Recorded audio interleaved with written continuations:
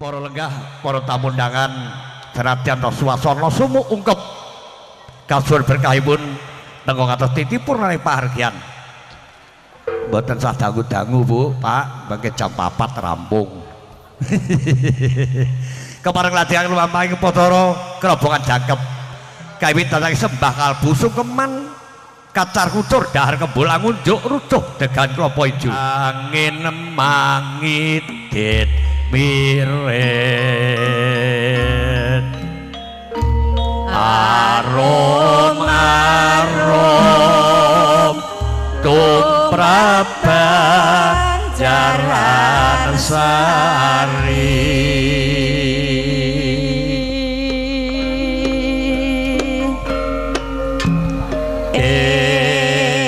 Angin mangit dit miret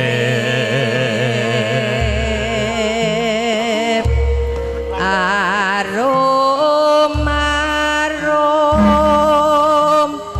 lumrang jaran sari.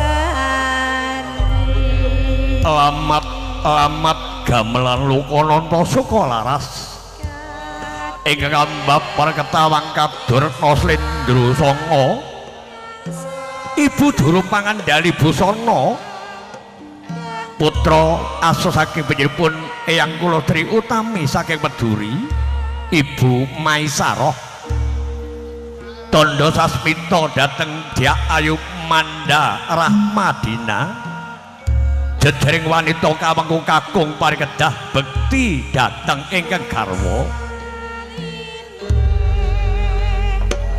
kuntuk pengasta kunjuk dhateng raka mangkono widiling pangandika rarah ruruh ririh hangarah rono. Kang Mas Toto sembah kula kunjuk Kang Mas mbok pilih ingkang garwa lepat nyuwun agung ing pangaksama Kang Mas boten wonten priya ingkang kula sembah kejawi namung paduka Kang Mas Toto. Dimas wong ayu mandaya tak tampa semono uga pun kakang uga mengkono ora ana wanita kejaba amung diramu minangka dadi gantilane atiku Dimas. Yen ana luputipun kakang ya segede pangapuramu ya wong ayu. Inggih Kang Mas, wis kene-kene Dimas. Jajar pun kakang kene ya wong ayu. Inggih Kang Mas, monggo disayang Mbak Manda. Nah, senadyan to pralampita inggih ya mung sithik ra engko nek oke. Mas Toto majeng mriki. Mriki ngidul to nggih. Nah, majeng ngidul. Ya. Mbak Manda kerise Mas Toto niku lolos alon-alon. Alon-alon Mbak Manda nggih. Nak lolos kerise Mas Toto niku sing alon-alon, aja kesusu sak rangkane. Sak rangkane. Nah, aja gletak. Ora bareng kerise Mas Toto gletak, kudu ngajek gletak terus piye lho. Babar pisan. Nah, nggih. Monggo Mas Toto dipun gandeng ing garwa sowan dhateng asalipun ing Rama Ibu. Nggih, srandalipun dipun lepas.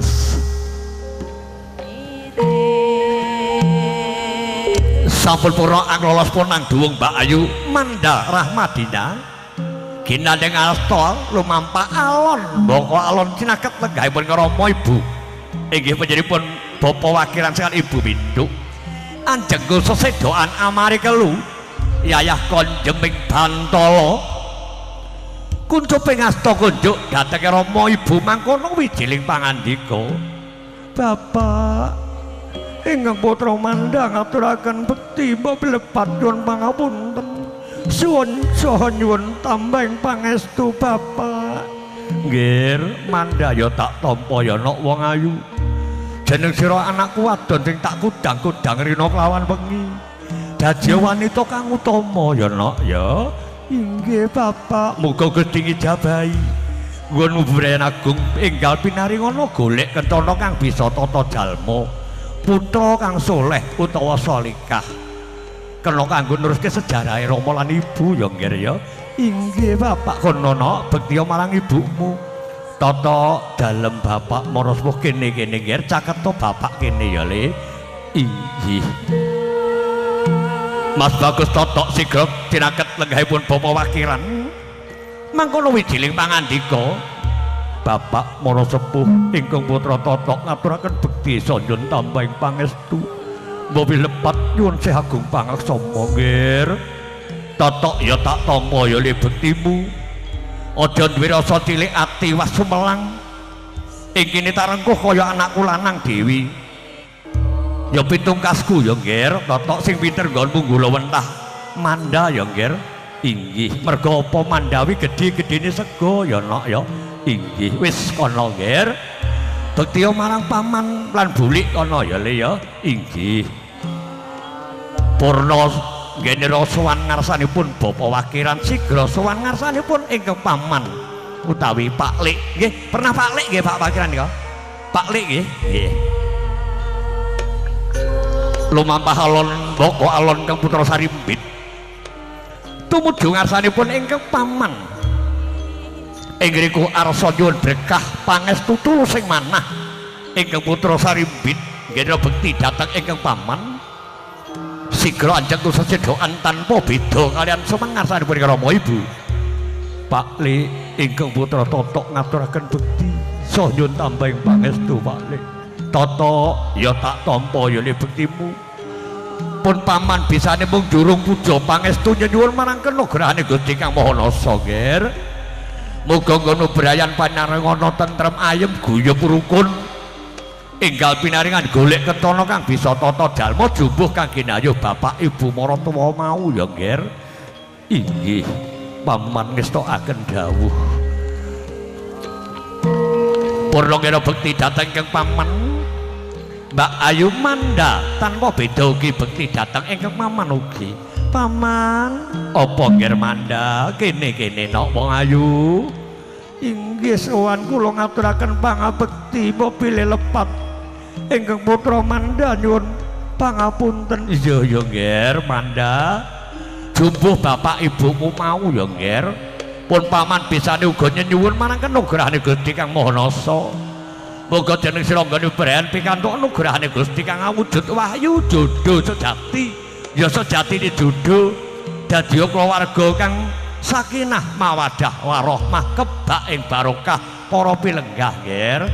Inggih paman ngestokaken dawuh wis kana-kana no. Jajara sumanding ya nggih.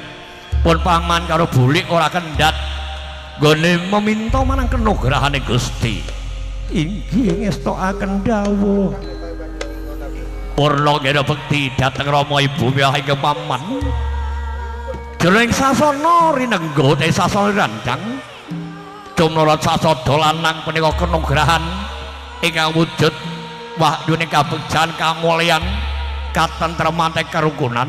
Kerise dirakakne melih Mbak Manda, kerise dirakakne melih kadang wau. Alon-alon nak rakakne kerise Mas Toto ngono mbret pucuke babar pisan yo.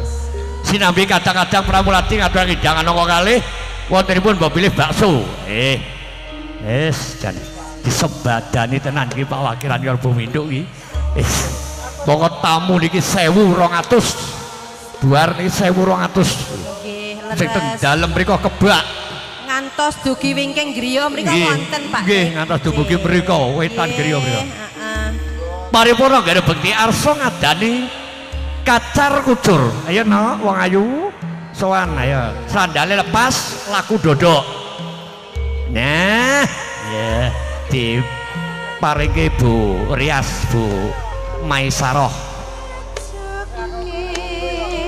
mban sakembaran punika mban saduga sowan ngarsanipun Sang Nalendra Sarimbit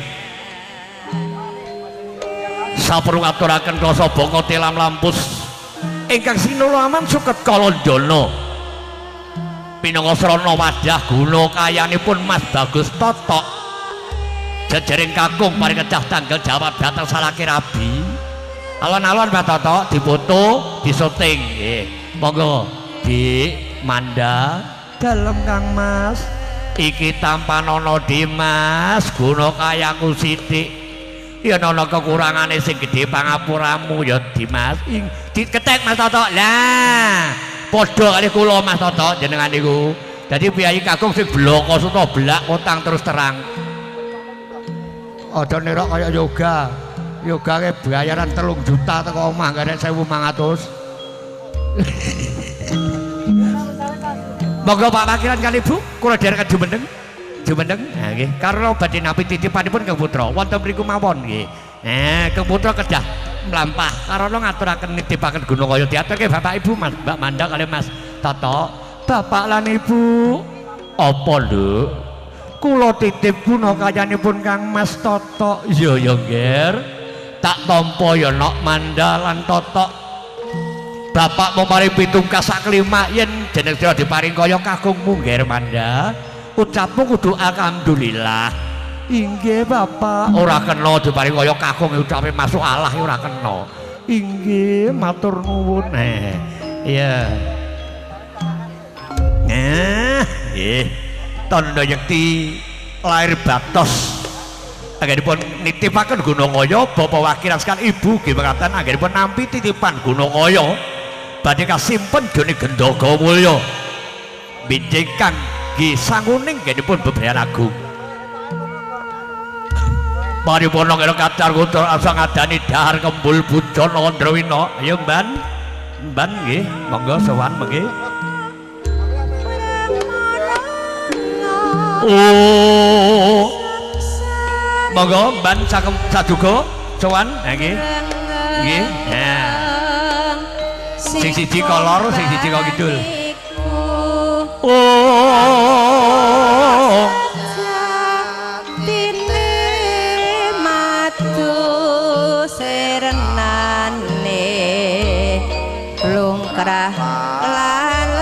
Monggo Gusti kula dheaken dahar.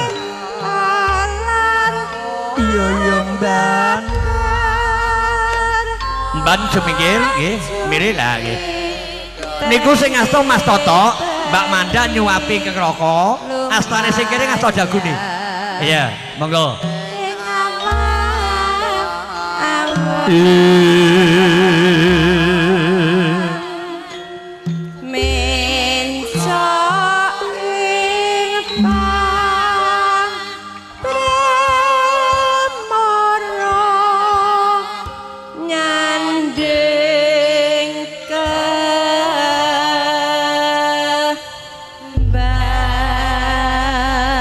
Sampun gentos Mas Toto nyuapi ke garwa. Nah nggih. Nek saged wisanane aja ana sing aja ana lawuhe. Nggih, didhahar Mbak Manda. Nggih. Mangap sing ngombo. Tahan dulu. Aja kesusu dijabut, Mas. Tahan dulu foto, dipoto maksudnya ngoten. Aja kesusu dipun bau? Di sendoke niku aja kesusu dicabut ngeten. Nggih. Mergo dipoto Pak Teh. Nggih, dipoto disuntik nggih. Bareng monggo. Santai mawon. Santai mawon Mas Toto Mbak Manda ayo. Ya. Alhamdulillah. Saiki ngadep kamera jar piyambak-piyambak. Menghadap kamera no. Genomi ping 3 kuat aku biyen yo kok. Saiki baru wis wis. Ya, ya menghadap kamera monggo. Matur nuwun. Ya. Melih. Lah. Ya, ping kok coba entekno lho tok. Mas aku kok tak entekno lho, ping 4 ping 5. Ya, genep. Mandha lalu-lalu ndawe. Mas Toto barangnya kaya ndumenake. Ya nggih. Tarah Mojosari kene iki adoh lho Mas. Nggih. Monggo wis Mban nggih. Inggih Gusti Ayu, diaturke Mban. Monggo lengser langsung mundur. Kersake ngunjuk Mban. Inggih Gusti, sabar sawetawis. Ingkang abdi nembe inggih nembe lumampah alon-alon. Mangke nak dawah dalane lunyu. Ndek dalu sakniki mboten. Inggih kepareng ning nong momoji. Nolat suwi ora tau nyekar sinom. Ku